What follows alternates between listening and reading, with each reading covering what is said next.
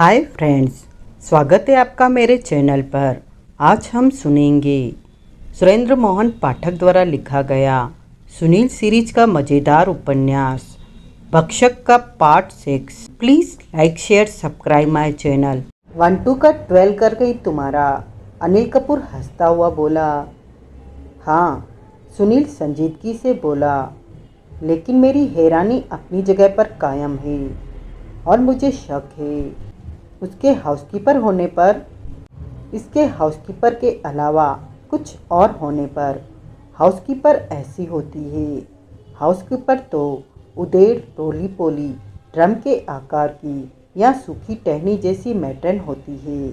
ऊपर से इंटेलिजेंट है, शार्प विटेड है, हाईली एजुकेटेड जान पड़ती है, फल फल अलकारिक अंग्रेजी बोलती है। मुझे तो कुछ और ही लगता है। क्या? बीमार बीबी बिस्तर पर पड़ी थी तो अपना सूना पहलू आबाद करने के लिए मियाँ ने हाउसकीपर के बहरूप में माशूका पाल ली। बीबी की तबीयत आजकल सुधरी बताई गई थी, उसे घर में चलने फिरने के काबिल बताया गया था। क्या पता उसने आशिक माशूक की कोई चुहलबाजी देख ली हो जिससे भड़ककर वो घर छोड़ गई हो। हाँक रहे हो? अंदाज़ा लगा रही हो? हाँ, लेकिन बेबुनियाद नहीं। बुनियाद कहाँ है? हाउसकीपर की कम उम्री, खूबसूरती और चपलता में है। धुआं हो तो आग भी होती ही है दरोगा जी। ऐसा कुछ भी है तो हमें क्या लेना देना है। हम यहाँ किसी लव ट्रायंगल की एक्सपोजिंग करने नहीं आए, किसी और ही मकसद से आए हैं। वो मकसद हल कहाँ हो रहा है? क्या बोला? गाय तो अभी तक दिखाई नहीं दी। वो पीछे साइबान में है ना? देखे तो जरा। अनिल कपूर ने सहमति में सिर हिलाया। दोनों गैराज का घेरा काटकर पिछवाड़े में पहुँचे। वहाँ एक साइबान के नीचे गाय बंधी हुई थी, सफ़ेद गाय, जो कि खामोशी से खड़ी जुगाली कर रही थी। हवलदार तो, अनिल कपूर बोला, लगता है गाय को देखकर ही चला गया था, जो कि उसकी गलती थी। लेकिन वो कहता है कि उसकी मौजूदगी में गाय नहीं रंभा रही थी। हाँ, वैसे ही शांत खड़ी थी जैसे कि अब खड़ी है। ऐसा ही होगा। कहता था कि गाय की शक्ल से तो लगता था कि उसने कभी ढकाल लेने के लिए भी मुंह नहीं खोला था। अभी भी ऐसा ही लग रहा है। तभी तो बोला, बड़ी नेक और शांत गाय है। फिर भी हाउसकीपर का हाथ कुचल दिया। उसी ने कोई पंगा लिया होगा, गाय को ठीक से हैंडल नहीं किया होगा। जब हमेशा ठीक से हैंडल करती थी तो आज क्यों नहीं किया होगा? तो कोई और बात होगी। जानवर के मिजाज का क्या पता चलता है। सालों पुराना वफादार घरेलू कुत्ता भी तो मालिक को काट खाता है। ठीक, सुनील ने देखा, एक कोने में गाय की खुल्ली के करीब जमीन पर भूसा भरी तकिए की तरह गोल लिपटी खाल पड़ी थी। लेकिन गाय की उसकी तरफ उस घड़ी कतई कोई तवज्जो नहीं थी। उस घड़ी खाल पर खुल्ली से उड़े भूसे की बारीक सी परत बड़ी दिखाई दे रही थी। तभी कोठी के पिछवाड़े का एक दरवाज़ा खुला और चौखट पर हाउसकीपर सियाली प्रकट हुई। साहब बुला रहे हैं, वो चौखट पर से ही बुलंद आवाज़ से बोली। दोनों आगे बढ़े। लंबे डग बढ़ते हुए वो उस दरवाजे के करीब रुके। तब सयाली घूमी और भीतर की तरफ चल दी। दोनों उसके पीछे हो लिए। आगे एक खूब बड़ी किचन थी, जिसमें गले में रसोइयों वाला एप्रन बांधे एक सूरत से साफ नेपाली लगने वाला नौजवान मौजूद था। उसने अपना करछी वाला हाथ पीठ पीछे किया और खामोशी से दोनों का अभिवादन किया। तुम कुक हो? सुनील उसके सामने ठिठकता बोला। उसने सहमति में सिर हिलाया। सरूबख्त रिमाल? उसका सिर फिर सहमति में हिला। गूंगे हो? हाँ, वो बोला। क्या हाँ? तस्दीक कर रहे हो कि गूंगे हो? शरूबख्त रिमाल हूँ, कुक हूँ। सरूबख्त, वही बोला साहब। शरू बख्त खान सामा, यहाँ एक गाय है मालूम? मालूम, वो रंबाती है? नहीं, पिछले 3 दिनों से अक्सर रह रह कर रंबाती है, जैसे ज़िबा की जाने वाली हो। नहीं साहब, नहीं रंबाती। 3 दिन पहले रंबाती थी। थोड़ा टाइम, फिर चुप। साहब इंतज़ार कर रहे होंगे। परे खड़ी सयाली उतावले स्वर में बोली। चलो भाई, अनिल कपूर भी वैसे ही उतावले स्वर में बोला। हमें नाइटनिंग इधर ही नहीं करनी, चौकी पर भी पहुंचना है। सुनील अनिल कपूर के साथ हो लिया। आगे डाइनिंग रूम था, उसके आगे एक छोटी सी लॉबी थी, जिसके दाएं कोठी के फ्रंट तक फैला हुआ विशाल ड्राइंग रूम था। बाईं ओर एक बंद दरवाज़ा था, जिसे सयाली ने खोला तो सुनील ने पाया कि वो खूबसूरती से सजी हुई स्टडी थी। उसके भीतर बाएं बाजू में एक खुला दरवाज़ा था, जिसके आगे वैसा ही सुसज्जित बेडरूम दिखाई दे रहा था। आप यहाँ बिराजिए, सयाली बोली। साहब आते हैं। लेकिन साहब पहले ही आ गया। चेहरे पर टेंशन के भाव लिए आंदोलित साहब बगुले की तरह स्टडी में दाखिल हुआ। उसके हाथ में हवा में फड़फड़ाता हुआ एक फुल स्केप कागज़ था। दोनों की तवज्जो उसकी तरफ गई। खत्म, वो बदहास लहजे में बोला। क्या? अनिल कपूर सकपकाया सा बोला। सब, अब गाय का ख्याल करने की जरूरत नहीं। उसका ख्याल तो आपकी हाउसकीपर से और आपके खानसामे से बात करने के बाद मैं पहले ही मन से निकाल चुका हूँ। अब तो मैंने जाकर आपके पड़ोसी की उसके झूठ के लिए खबर लेनी है। पता नहीं कहाँ कहाँ से चले आते हैं मुंह उठाए। जाके जुटिस्तान में क्यों नहीं रहते, जहाँ से कि वो आते हैं। राठी एक खोखली हंसी हंसा और फिर बोला, अब क्या फर्क पड़ता है? कोई? अनिल कपूर उसे घूरता हुआ बोला। खास बात हो गई? माई वाइफ हैज़ डिज्ड मी। जी? मेरी बीबी मुझे छोड़ गई है। वो किसी गैरमर्द के साथ भाग गई है। क्या कह रहे हैं? हकीकत बयान कर रहा हूँ, वो बड़े कंठ से बोला। मेरी बीबी भाग गई है, और वो जिस गैरमर्द के साथ भागी है वो और कोई नहीं, मेरा मेहरबान पड़ोसी चिराग कासनीवाल है। वो शख्स है जिसने अपने इसी मकसद के लिए गाय के रंबाने के बाबत इतनी हाय तौबा मचाई थी, ताकि मैं जाकर पुलिस की हाजिरी भरता और वो पीछे से बिना किसी विघ्न बाधा के मेरी बीबी के साथ चपत हो जाता। वाह, क्या जुगत लड़ाई, कैसा उल्लू बनाया मुझे। जनाब, सुनील बोला, अगर उसने सच में ऐसा कुछ किया है तो इसमें कम से कम आपका ये दावा तो झुठला जाता है कि वो पागल है। ऐसी जुगत लगा पाना जुगत से यूं आपका पलंदा बांधना किसी पागल के बस का तो नहीं हो सकता। क्यों भाई? राठी गुस्से से बोला। तुम मुझे क्रिटिसाइज कर रहे हो या उसकी तारीफ कर रहे हो? मैं सिर्फ इस बात पर तबसरा कर रहा हूँ कि आपने उसे पागल और सिरफरार करार दिया, और यहाँ मौजूद गवाहों के जरिए आपने इस बात को स्थापित करके दिखाने का दावा किया था। मुझे तुम्हारे तबसरे की जरूरत नहीं। शायद पुलिस को हो। पुलिस को है तो पुलिस के द्वारे पहुँचो। बंदा नवाज मुझे लखनऊ आया सहारनपुर गेट आउट बोल रहे हैं। अक्लमंद को इशारा काफ़ी होता है। मुझे पुलिस हेडक्वार्टर से यहाँ तक पुलिस जीप पर लिफ्ट हासिल हुई थी, जो कि मैंने इसलिए कबूल की थी क्योंकि दरोगा जी ने कहा था कि इन्होंने वापस अभी अपनी चौकी पर नहीं, पुलिस हेडक्वार्टर ही लौटना था, जहाँ की मेरी मोटरसाइकिल खड़ी है। आपकी कटरंसी के ग्राफ से मैं वाकिफ़ नहीं था, लेकिन इनकी बाबत मुझे मालूम है कि ये मुझे मझदार में नहीं छोड़ेंगे। राठी साहब को अनिल कपूर सहानुभूतिपूर्ण स्वर में बोला। गंभीर शार्पनिंग हुई है, जिसकी वजह से ये आपे में नहीं है, वरना इनका वो मतलब नहीं था जो कि तुम्हें लगता है कि है। सुनील खामोश रहा। उसकी खामोशी के दौरान राठी ने बड़े यत्न से अपनी तवज्जो सुनील की तरफ से हटाई। अब तुम मुझे ये बताओ वो अनिल कपूर की तरफ घूमकर बोला कि जो हरकत उस शैतान की औलाद ने की है, उसकी रूह में उसके खिलाफ कोई कदम उठाया जा सकता है या नहीं।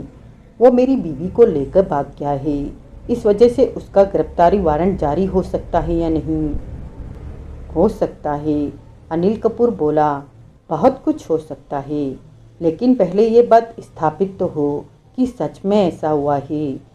इस बाबत कोई कालू तो हाथ आए। कालू, राठी उलझनपूर्ण स्वर में बोला। सूत्र, क्लू, सुनील बोला। ओ, ये चिट्ठी पढ़ो। वो फिर भड़का और फिर बोला कि क्या हकीकत के स्थापित होने में कोई कसर रह गई है।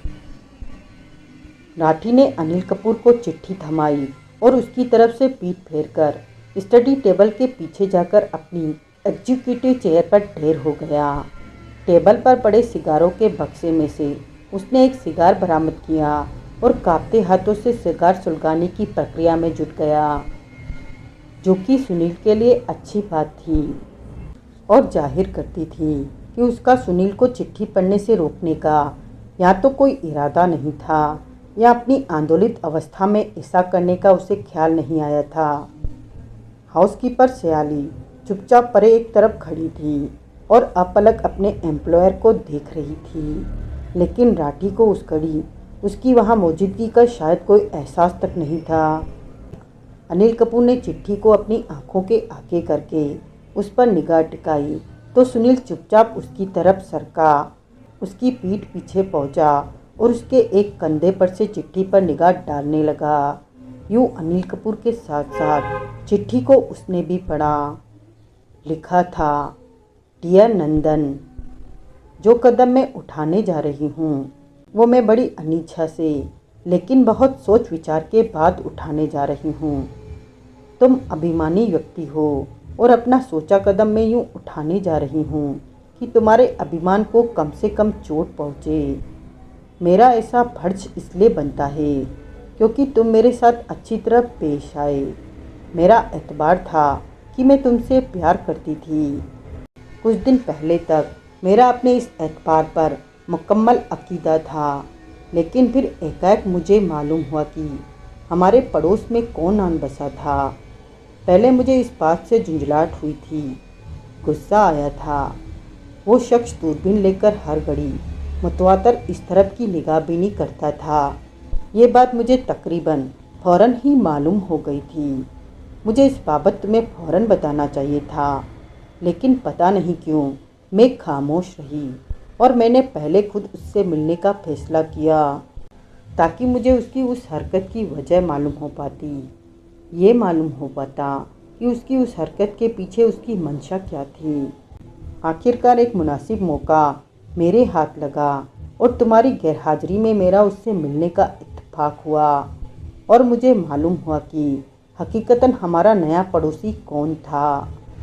तब मुझे एहसास होने लगा कि तुमसे प्यार का और भरम बनाए रखना मेरे लिए मुमकिन नहीं था, इसलिए मेरा तुम्हारे साथ रहते रहना भी मुमकिन नहीं था।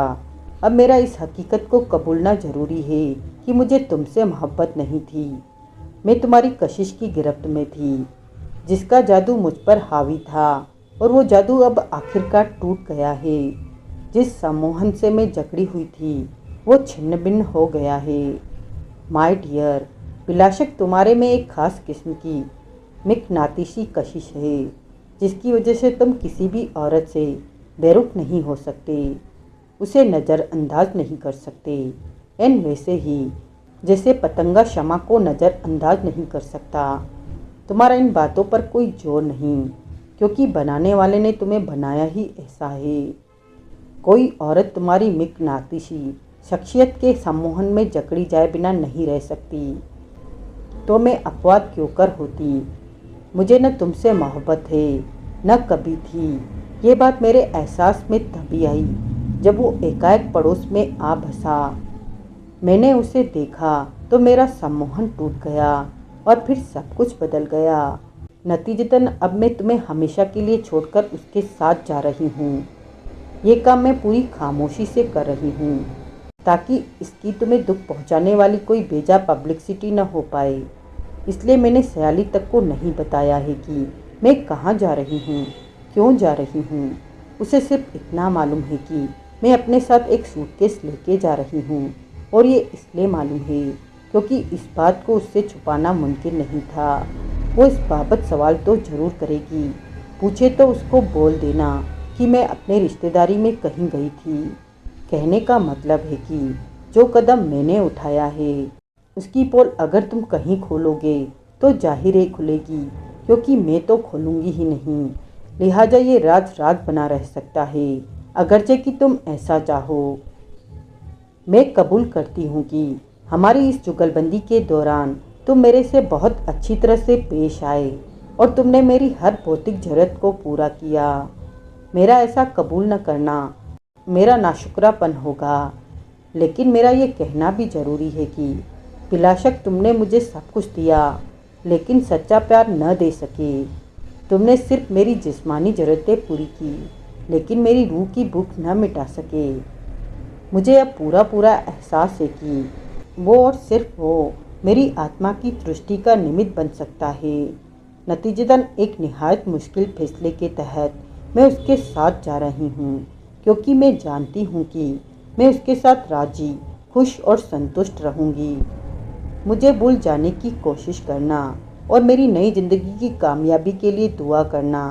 तुमने मुझे क्या कुछ नहीं दिया, समझना कि ये तुमने मुझे आखिरी तोहफा दिया है।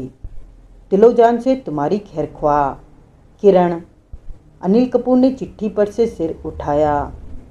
तुमने एक बात नोट की? सुनील धीरे से बोला। क्या? अनिल कपूर बोला। कौन सी बात? सारी चिट्ठी में कासनीवाल का जिक्र बराबर है, लेकिन उसका नाम कहीं नहीं है। ऐसा? अनिल कपूर तनिक हैरानी से बोला। हाँ। उसने चिट्ठी फिर पढ़ी। हाँ यार, फिर वो बोला, बतौर पड़ोसी जिक्र है, लेकिन नाम नहीं है। चिट्ठी की एक बात और भी है जो कि काबिले गौर है। सुनील खामोश हो गया। उसी क्षण उसे एहसास हुआ था कि राठी अपनी एग्जीक्यूटिव चेयर से उठकर उनके करीब आन खड़ा हुआ था। मिस्टर सब इंस्पेक्टर, वो सख्ती से बोला, मेरी बात सुनो, मेरी अहम तरीन बात सुनो, मेरी पहली और आखिरी अहम तरीन बात सुनो। मैं दौलतमंद शख्स हूँ। दौलत की मेरे लिए कोई अहमियत नहीं। मैं जितनी चाहे दौलत उड़ा दूँ, वो घड़े की एक बूंद की होगी। क्या कहना चाहते हैं? अनिल कपूर बोला। समझो, समझ सकते हो तो समझो। उस हरामजादे ने जो करतूत की है, उसको सज़ा दिलाने के लिए मैं अपनी दौलत के पाई पाई खर्च कर देने के लिए तैयार हूँ। वो आदमी पागल है और उसने मेरी बीबी को पागल बना दिया है। उस शख्स ने मेरा घर उजाड़ दिया, मेरे पर तरह तरह के बेजा और जाहिलाना इल्ज़ाम लगाए, मुझे उल्लू बनाया, मुझे अपनी चाल में फंसाया, मेरे रुसवा और जलील होने का सामान किया। ऐसे शख्स को उसकी जलालत और बदनीयती की सज़ा मिलके रहनी चाहिए। क्या चाहते हैं? उसे पकड़ो, उसे ऐसी सज़ा दिलाओ जो आज तक कभी किसी ऐसे तिगड़मी खुरापाती शख्स को न हुई हो, और बदले में अपनी कीमत बोलो। अरे जनाब, क्या जुर्म कर रहे हो? एक अखबारची के सामने तो ऐसी बातें न करो। मैंने इसको बहुत बर्दाश्त कर लिया, अब इसकी यहाँ ज़रूरत नहीं। वाह, सुनील बोला, आपके और मेरे ख्यालात कितने मिलते जुलते हैं। बड़े ढीठ हो भाई। शायद तुम्हारी यहाँ से रुखसती की मुझे चिट्ठी जारी करनी पड़ेगी। आप मालिक हैं, कुछ भी कर सकते हैं, चिट्ठी भी जारी कर सकते हैं, लेकिन उसमें टाइम लगेगा, और इतना टाइम यहाँ रुकने का मेरा कोई इरादा नहीं। That's good news for me, है ना? बीबी भाग गई। इतनी खराब न्यूज़ मिलने के बाद फिर भी आपको कोई गुड न्यूज़ मिली तो मेरी वजह से मिली, फिर भी आपको मेरे से निस्बत नहीं। राठी के चेहरे पर गहन वितृष्णा के भाव आए। क्या चीज़ हो भाई तुम? वो बोला। बड़ी नायाब चीज़ हूँ जनाबे आली, सर्दी जुकाम में मुफीद, जिसका लगाने से जिस्म का दर्द बंद, घोल के पीने से एसिडिटी और हैंगओवर गायब, बाकी खसूसियात पर अभी रिसर्च हो रही है। ओह माय गॉड, ये शख्स मुझे पागल करके छोड़ेगा। आप इसकी तरफ तवज्जो न दीजिए, अनिल कपूर बोला। मैं इसको दी अपनी लिफ्ट की ऑफ़र विड्रॉ कर रहा हूँ ताकि आप मेरे साथ चौकी चल सकें। चौकी, जहाँ बैठकर हम अपने आइंदा कदम के बाबत कोई मशवरा करेंगे और आपकी ऑफ़र पर तबसरा करेंगे। ये तुम्हारी शराफत है, सुनील बोला। भाई, मैंने अपने हेडक्वार्टर लौटने के आइडिया की ड्रॉपनिंग कर दी है। मजबूरी पैदा हो गई है ना, समझो उसे। समझा। अगर टैक्सी का बड़ा हराल में बचाना चाहते हो तो इंतज़ार करो, कभी तो मैं हेडक्वार्टर लौटूंगा ही। कब? क्या पता कब। मैं कोई नजूमी हूँ, नजूमिस्तान से आया हूँ। मैं टैक्सी के लिए फ़ोन करना चाहता हूँ। राठी ने आवेश में मुंह खोला, लेकिन अनिल कपूर ने उसे आंखों से चेताया तो उसने होठ भींच लिए। स्याली, वो सख्ती से बोला। सर, स्याली तत्काल तत्पर स्वर में बोली। ये यहाँ से फ़ोन करेंगे, फारिग हो जाए तो खुद बाँह पकड़कर बाहर तक छोड़ के आना। फिर भी हुज्जत करे तो मेरे मोबाइल पर खबर करना। आप क्या करेंगे? सुनील आवेश में बोला। आके गोली मार देंगे मुझे। देखना, दुश्मन बनाने में स्पेशलिस्ट जान पड़ते हैं। समझ लो ऐसा ही हूँ मैं। कोई एतराज़? एतराज़ कोई नहीं, लेकिन ये दुश्मनी आपको महंगी पड़ेगी। तुम पेड्रिशियन पेन पुशर, वो हिकारत भरे लहजे में बोला। दौलतमंद लोगों के मिजाज और फितरत से वाकिफ नहीं हो। हम मल्टी मिलेनियर लोगों को महंगी चीज़ें ही पसंद आती है, भले ही वो किसी मच्छर की, किसी भुग्गे की, किसी कॉकरोच की दुश्मनी हो। अपमान से सुनील का चेहरा कानों तक लाल हो गया। सो देयर, राठी कुटिल भाव से बोला। बंदा नवाज, वो भावहीन स्वर में बोला। आपने मुझे मच्छर कहा, भुग्गा कहा, कॉकरोच कहा, लेकिन चींटी कहना भूल गए, जो कि हाथी को मार गिराती है। राठी हड़बड़ाया। अब देखिएगा कि आप इस भूल का खामियाजा क्यों कर भुगतते हैं। मैंने एक शख्स को, जो कि इत्तफाकन दोस्त बन गया था, ओब्लाइज करने के लिए इस केस में दिलचस्पी ली थी। अब इसमें मेरी जाती दिलचस्पी है। अब मैं बुरे के घर तक पहुंचकर दिखाऊंगा। आई करेक्ट माई सेल्फ, बुरे के घर तक तो मैं पहुंचा ही हुआ हूँ। अब मैं बुरे का पुलंदा बांध के दिखाऊंगा। दिखाना, वो बोला और स्याली की तरफ घूमा। मैं जा रहा हूँ, जैसे मैंने कहा है वैसे संभालना इसे। स्याली ने सहमति में सिर हिलाया। वो अनिल कपूर के साथ वहाँ से रुखसत हो गया। पीछे सुनील ने नया सिगरेट सुलगाया। टेलीफोन, स्याली अर्थपूर्ण स्वर में बोली। टलो तो करूँ ना? सुनील बोला। क्या? किसी की प्राइवेट कॉल को प्राइवेटली होने देना चाहिए या नहीं होने देना चाहिए? टैक्सी स्टैंड पर कॉल, वो व्यंग्यपूर्ण भाव में बोली। प्राइवेट? तहजीब का भी कोई तकाजा होता है। मैं बाहर खड़ी हूँ, जल्दी फारिग होना। सुनील ने स्टडी टेबल पर पड़े फ़ोन से रमाकांत को कॉल लगाई। मैं कॉल लगने पर वो बोला, यहाँ राठी की कोठी पर हूँ। लैंडलाइन से क्यों बोल रहा है? रमाकांत की आवाज़ आई। पैसे बचा रहा है या मोबाइल फिर गया तेल लेने? ऑफिस में रह गया। राठी कौन हुआ? नंदन राठी, नार्थ शोर पर कसनीवाल का पड़ोसी, गाय वाला, रंबाती गाय वाला। अच्छा वो। हाँ, तुम्हारी कासनीवाल से बात हुई? नहीं हुई। तेरे ऑफिस से भी ट्राई किया, यहाँ यूथ क्लब पहुंचकर भी खूब फ़ोन लगाया, कोई जवाब नहीं मिल रहा। अभी भी ट्राई कर रहा हूँ। अब जहमत जाने दो, जवाब नहीं मिलने वाला। वजह? उसकी हाउसकीपर बहरी बताई जाती है, तो उसे तो फ़ोन की घंटी क्या सुनाई देती होगी। और खुद कासनीवाल घर पर नहीं है और न फिलहाल होगा। क्यों? पड़ोसी की बीबी के साथ भाग गया। अरे कैसे जाना? बीबी खाविन के लिए पीछे चिट्ठी छोड़ के गई है, जिसमें इस बाबत उसने साफ लिखा है। बल्ले भाई, खाविन को, राठी को जिल गई ये बात? नहीं जिल गई, तड़प रहा है, बेफर रहा है, कासनीवाल के बुरे से बुरे अंजाम की घोषणा कर रहा है। गिरफ्तार तो उसे फौरन कराने की जुगत कर रहा है।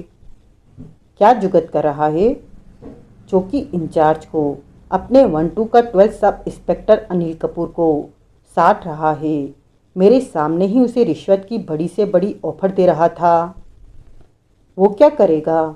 ये दो कंसेंटिंग अडल्ट्स के बीच का मामला है।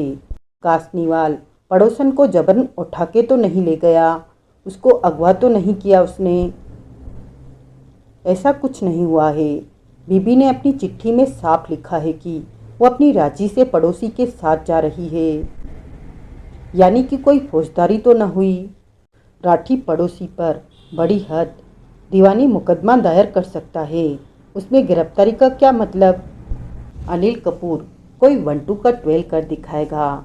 भारी थैली वाली सेट को अकोमोडेट करने के लिए, ऑप्टिलाइज करने के लिए वो कोई तिगड़म बिड़ाएगा जिसके तहत की गिरफ्तारी मुमकिन हो। लल्लू सही, लेकिन आखिरकार है तो पुलिसियाना। गाय की क्या बात निकली? यहाँ सबकी राय है कि वो सब कासनीवाल का स्टंट था।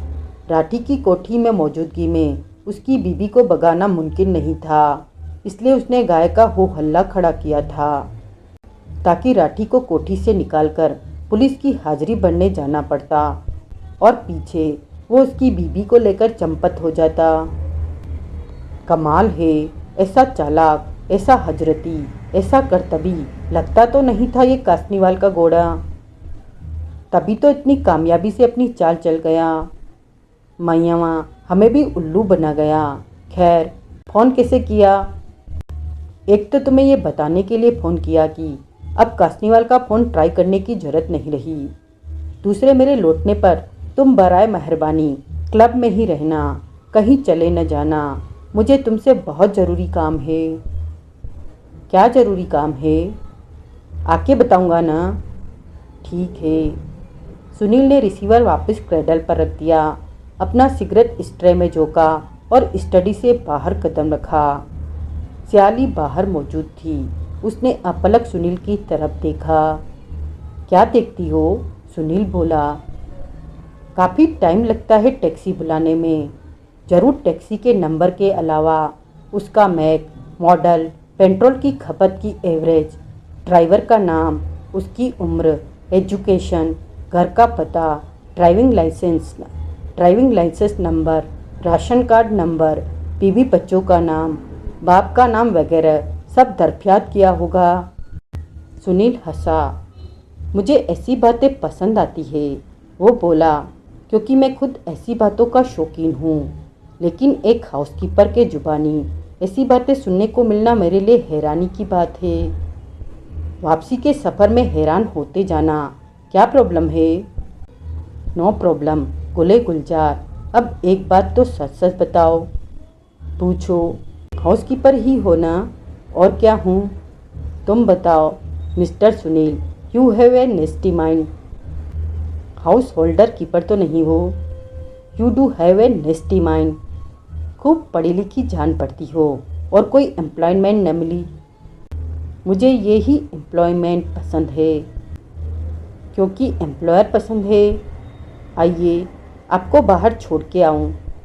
अभी टैक्सी आने में टाइम है, फिर भी बाहर चलिए, क्योंकि एम्प्लॉयर का ऐसा हुक्म है। हाँ, आपको मालूम है। 1 मिनट, सिर्फ 1 मिनट और। अच्छी बात है। सुनील ने जेब से एक 500 का नोट निकाला और उसकी तरफ बढ़ाया। ये क्या? वो बोली। टिप हाउसकीपर को। मैं वैसी हाउसकीपर नहीं हूँ, और फिर आपकी कोई सर्विस तो मैंने की ही नहीं। तो समझ लो कि उजरत। किस बात की? एक निहायत मामूली काम की। कौन से काम की? पहलिया न बुझाइए, साफ बोलिए। घर की मालकिन की एक फ़ोटो मुहैया कराने का काम की। मुझे आपका एक ही काम करने का हुक्म है कि मैं आपको बाहर का रास्ता दिखाऊं। एक काम मालिक का करो, एक मेरा कर दो। क्यों चाहिए आपको मिसेज राठी की फ़ोटो? देखना चाहता हूँ कि फ़ोटो में वो कैसी लगती है। बस यही वजह? और क्या वजह होगी? आप बताइए। मैं तो बता चुका। उसने गहरी सांस ली और असहाय भाव से गर्दन हिलाई। देखो, गांधी बाबा का जो अक्स इस वक्त मेरे हाथ में है ये पीला है। ऐसा गुलाबी भी होता है जो लंबाई में थोड़ा सा बड़ा होता है लेकिन औकात में डबल होता है। Sir, you are talking nonsense. लेकिन अब चल भी चुकी है, टैक्सी तो आ जाएगी। अब बाहर चलिए वरना मैं साहब को फ़ोन लगाती हूँ। नहीं नहीं, चलो किधर से चलना है? फ्रंट से आइए। सुनील उसके साथ हो लिया। तभी कॉल बेल बजी। लगता है आपकी टैक्सी आ गई, सयाली बोली। कैसे आ गई? सुनील बोला। टैक्सी तो मैंने बुलाई ही नहीं। आपने टैक्सी के लिए फ़ोन नहीं किया? नहीं, तो जाएंगे कैसे? उड़ के। अजीब आदमी हैं आप। बहुत लोगों ने ऐसा कहा, लेकिन खूबसूरत लड़की ने पहली बार कहा। मैं खूबसूरत हूँ, लड़की भी हो ना। और क्या मुझे ये फोड़े निकले हुए हैं? सुनील की हंसी छूट गई। तभी कॉलबेल फिर बजी। इस बार साथ में दरवाजे पर दस्तक भी पड़ी। सयाली ने जल्दी से आगे बढ़कर दरवाज़ा खोला। सुनील को चौखट पर 6 फुट से निकलते कद वाले कसरती जिस्म वाले सख्त चेहरे वाले 3 व्यक्ति दिखाई दिए। ये नंदन राठी का घर है, एक कंकश स्वर में बोला। हाँ, सयाली ने सकपकाते हुए उत्तर दिया। बुलाओ, साहब इस वक्त घर पर नहीं है। तुम कौन हो? हाउसकीपर। नाम बोलो। सयाली सूद। घर में और कौन है? कोई नहीं। सरूबक त्रिमाल नाम का नेपाली भी नहीं जो कि यहाँ खानसामे की नौकरी करता है? वो तो है। तो ये क्यों कहा घर में और कोई नहीं? मालिकाना में से कोई नहीं। मालिकाना में से कोई और होता तो कौन होता? मैडम, साहब की बीबी मिसेज राठी। वो भी घर पर नहीं है? नहीं है। नेपाली खानसामा कहाँ है? किचन में। बुला के लाओ फौरन। लेकिन आप लोग हैं कौन? हम प्रत्यावर्तन निर्देशालय से एग्रीमेशन ऑफिस से आए हैं। हमें टिप मिली है कि गैर कानूनी ढंग से भारत में घुसा एक नेपाली आजकल यहाँ रह रहा है। नेपालियों के भारत आने में क्या पाबंदी है? वो तो भरे पड़े हैं। हमें ये भी टिप मिली है कि असल में वो नेपाली है ही नहीं, वो बांग्लादेशी है। क्या? बुला के लाओ। तब तक आगंतुकों को सुनील की वहाँ मौजूदगी की खबर नहीं लगी थी। लड़की ने क्योंकि कहा था कि घर में और कोई नहीं था, इसलिए उसकी बात रखने के लिए सुनील और पीछे सरक कर सीढ़ियों की ओट में हो गया था। सयाली उन्हें ड्राइंग रूम में बैठने को बोलकर भीतर चली गई। थोड़ी देर बाद वो खानसामा के साथ ड्राइंग रूम में लौटी। नाम बोलो। आगंतुकों में से एक, वही जो पहले बोलता रहा था, कड़क कर बोला। शरूबक त्रिमाल। खानसामा कांपता सा बोला। असली नाम बोलो। साहब, यही असली नाम है। तुम बांग्लादेशी हो? नेपाली हूँ साहब। सच बोलो। बिल्कुल सच बोलता हूँ साहब। गैर कानूनी ढंग से इंडिया में घुसे हो? साहब, जैसे बाकी नेपाली आते हैं वैसे मैं आया। तुम्हें गिरफ्तार किया जाता है। साहब, मैं बेकसूर। Shut up. खानसामा सहम कर चुप हो गया। आप? सयाली बोली। मिस्टर राठी की गैर हाजिरी में ऐसा नहीं कर सकते। अच्छा, हाँ, आपने जो करना है उनकी मौजूदगी में कीजिएगा। आप उनके आने का इंतज़ार कीजिए। इस जैसे शख्स को घर में पनाह देना भी जुर्म है।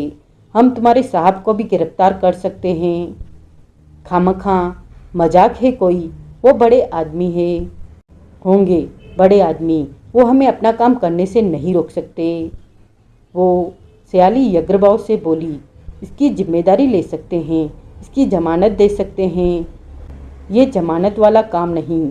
अगर ये बांग्लादेशी निकला तो सज़ा पाएगा, नेपाली है तो वापस भेजा जाएगा। सयाली खामोश हो गई। अपना सामान वगैरह कहाँ रखता है ये? गैराज के ऊपर वाला क्वार्टर है। सयाली बोली। रास्ता दिखाओ। सुनील चुपचाप फ्रंट डोर से बाहर निकल गया।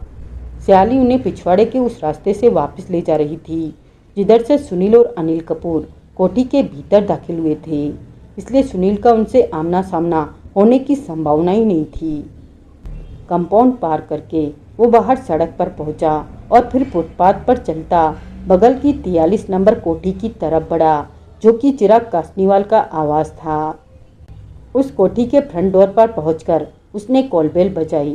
भीतर कहीं बजती कॉलबेल उसे साफ सुनाई दी, लेकिन दरवाज़ा खोलने कोई न आया।